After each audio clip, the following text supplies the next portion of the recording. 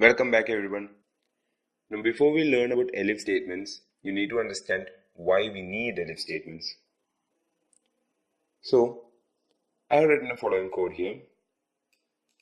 Now I'll tell you what it does. First, we will read the value of x from the user.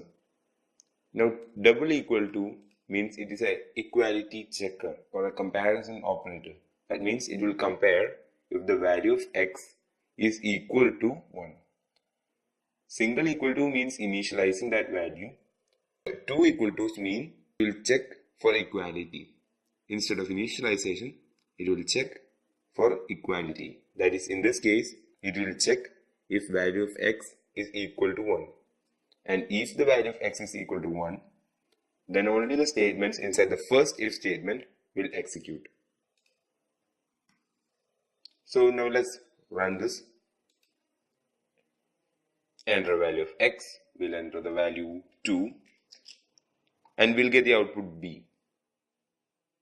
So hey, this program is working properly. Why do we need an Elif statement here? Now I'll tell you why. Suppose we are having 27 of if statements like these. The program will take a long time to run. Now we just have 5 statements. But if you have 27 if statements like these, the program is going to take forever to run because it has to check if x value is equal to 1, x value is equal to 2, x value is equal to 3. So to prevent that, there's a simple way we can fix this problem. We use the Elif statement.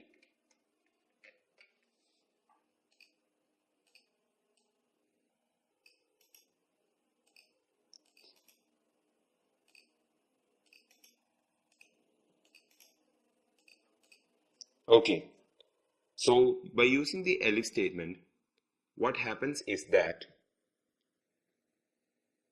the Elif statement will only execute if the if condition is false. That means only if the initial if condition is false, the other conditions will be evaluated. If the value of x is 1, the rest of the Elif statements will not execute. Only the first one will execute. Now if value of x is 2, only these two statements will be executed. It will not check if x value is equal to 3, x value is equal to 4, x value is equal to 5 because we already know that the value of x is equal to 2. So I think the concept is clear. What Elif does is that it only checks until a condition becomes true. All the other Elif statements below the true condition will not execute. Means if the second Elif is true, then the program will not look if the third, fourth and fifth Elif conditions are true. So this way we can save valuable running time of our program.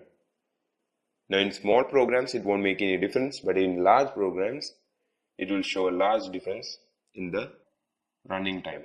So I'll repeat what we learned in this lecture. If x is equal to 1, then we'll print a and then stop the program. It will not check if x is equal to 2. The same way, if the value of x is equal to 2, then it will stop there. It won't check if the value of x is 3 or x is 4 or the value of x is 5. Because Python already knows that the value of x is 2. That is how the Elif statement works. We will have more understanding of this as we write more programs using Elif statements.